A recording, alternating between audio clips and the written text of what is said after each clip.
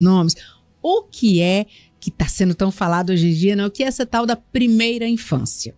Primeira infância é importantíssimo. Só para você ter ideia, Kézia, e os ouvintes que aqui nos acompanham, primeira infância é exatamente do 0 aos 5 anos, 11 meses e alguns dias. Então a gente fecha no 6. De 0 a 6 anos, e aí quando olha para o 0, é no início da gestação. Então, a primeira infância começa no início da gestação e vai em torno dos 6 anos. E a gente, quando fala da primeira infância, a gente está falando de um período riquíssimo do desenvolvimento humano. É durante esses 6 primeiros anos que nós temos a formação de 90%, em torno de 90% das nossas conexões neurais. Então, você imagina que, por exemplo, eu como adulta, hoje, boa parte dessas conexões que eu trago comigo, ela é formada na primeira infância. Então, é um período extremamente importante. E se a gente for olhar como janela de oportunidade, a gente vai trazer também a primeiríssima infância, que é de 0 a 3 anos, que é um período ainda mais importante do desenvolvimento, lembrando que tudo que acontece na primeira infância e principalmente na primeiríssima, isso impacta pro resto da vida da gente. Lídia, eu sou de uma geração que o pessoal falava muito em estudar, né, o que tinha acontecido até na época quando a gente estava na barriga, porque os traumas que a gente carrega hoje e que a gente não consegue explicar, provavelmente tinham alguma conexão, né, com esses anos. Nem se falava direito ainda em primeira infância, mas se falava de fazer esse resgate. E aí hoje, com tudo que já foi estudado, né, e as coisas que já foram expostas, a gente tem maior compreensão dessa importância, nós adultos de hoje, né, a gente resgata ali o que foi que aconteceu para a gente entender melhor, isso na terapia se trata muito, entender melhor o que é que a gente é hoje. Mas, tendo esse conhecimento de que é esse impacto na primeira infância que vai produzir um adulto de um jeito ou de outro, aumenta a responsabilidade de tratar essa primeira infância, né? Isso, de cuidar dessa primeira infância, né? É quando a gente hoje fala, durante muito tempo, se a gente voltar para o tempo, por exemplo, da minha mãe, durante a gravidez, né? A minha mãe é de uma geração que era bonito fumar, né? Que as pessoas achavam charmoso, chique, fumar, que elas não tinham noção naquela época que o cigarro fazia mal ao feto. Né? Então, todas as grávidas daquela época, elas fumavam durante a gravidez inteira. Hoje, a gente já sabe o impacto que o cigarro tem no feto, assim como o álcool e outras drogas. Naquela época, como a gente não conhecia e não tinham muitos estudos sobre a neurociência, né, sobre o funcionamento do cérebro, e a gente também não tinha a tecnologia que a gente tem hoje, ficava até difícil a gente olhar para essa criança, e principalmente nessa fase, né, nessa faixa etária do 0 ao 6, e ter o cuidado essencial que a gente deveria ter tido para que essas crianças pudessem se desenvolver de forma plena. Hoje a gente já sabe, a ciência já traz evidências para a gente que desde o primeiro momento de gestação, principalmente até os 6 anos de idade, a gente precisa cuidar dessa fase de vida, porque isso é como se fosse o alicerce. O alicerce, né, de tudo que vem depois.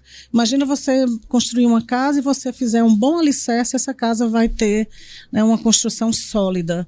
É a mesma coisa se a gente puder fazer um comparativo com os cuidados que a gente tem que ter na primeira infância. E a partir dessa compreensão, olhando para a neurociência, a gente chega à educação, e a gente chega na educação formal, que é aquela que a escola oferece, mas a gente também chega na educação informal, que é aquela que a gente tem em casa, que a gente tem fora da escola, nos mais diferentes contextos que a gente permeia, né? E muitos paradigmas ainda são muito fortes hoje em dia, né? A gente tem uma ideia, por exemplo, que uma criança de 9 meses, 6 meses, não, por que eu vou ler para um bebê? Né? Ele não está nem ouvindo, ele não está entendendo, e a gente sabe o impacto que a leitura para bebês, isso já é mensurável, isso já tem pesquisas, resultados de pesquisas, que o impacto da leitura para o bebê tem para o desenvolvimento cerebral. Imagina aí quantas ações a gente pode pensar para ajudar essa fase de vida e isso impactar no futuro das pessoas, né? Eu tenho um filho de 2 anos e meio, e ontem aconteceu uma coisa muito interessante. Eu leio para ele toda noite, ele escolhe o livrinho e tal, e eu leio para ele.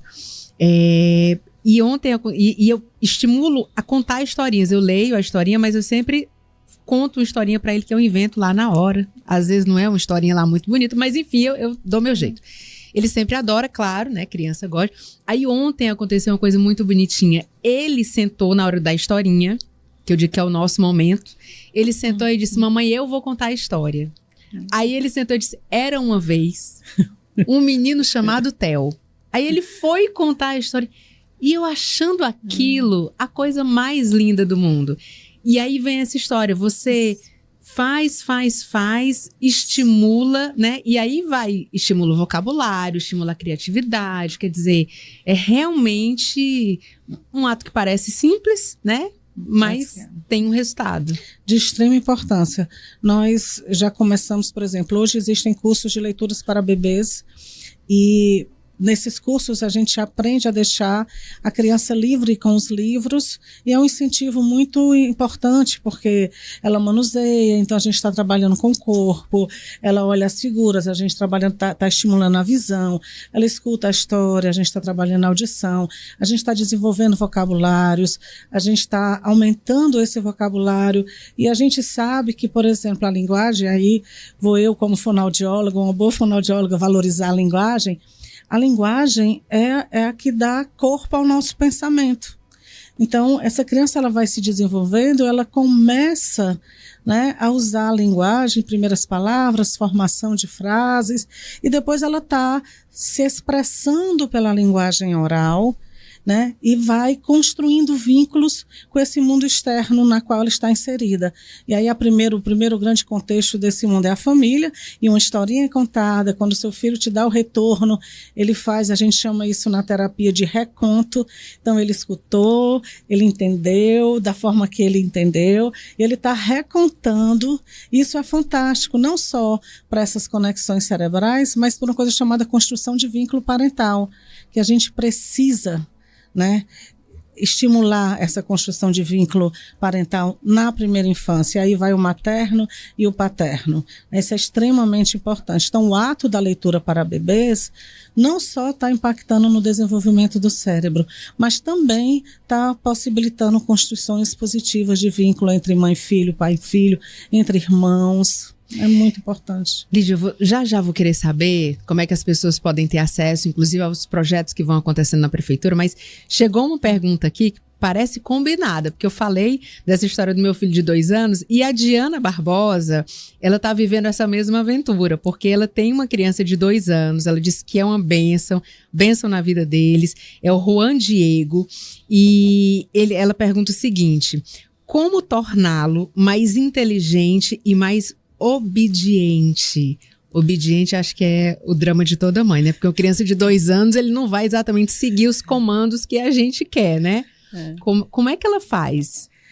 É interessante que a inteligência, se a gente for olhar de forma mais científica, né, para a mãezinha aí do Juan entender, a inteligência, alguns autores falam que a gente tem uma questão muito forte da herdabilidade. Então, por exemplo, filhos de pais inteligentes serão, mas a gente também sabe que não é só a questão da herdabilidade, é a questão da inserção no contexto, um contexto sociocultural que seja muito estimulante. Muitas vezes a gente tem uma capacidade boa, né, de inteligência por conta da genética, mas a gente vive em um ambiente pouco estimulador e a gente não vai desenvolver essa capacidade o tanto que a gente poderia ter desenvolvido.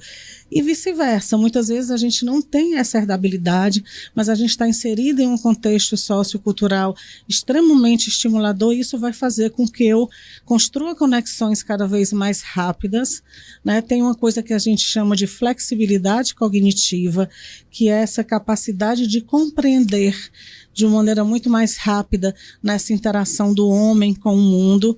E isso a gente pode chamar de cognição, de inteligência, né? Então, tornar o meu filho mais inteligente já parte do ponto que eu tenho que estimulá-lo. Mas um estímulo a partir de um afeto, de uma construção afetiva.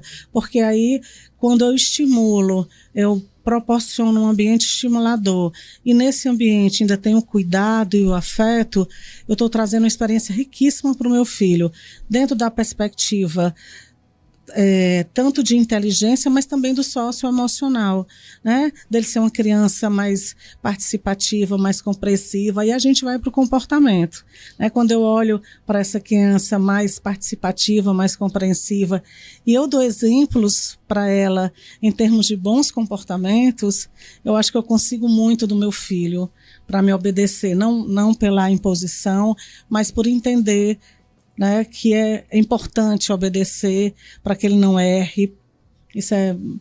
A gente vai pelo afeto e vai pelo estímulo.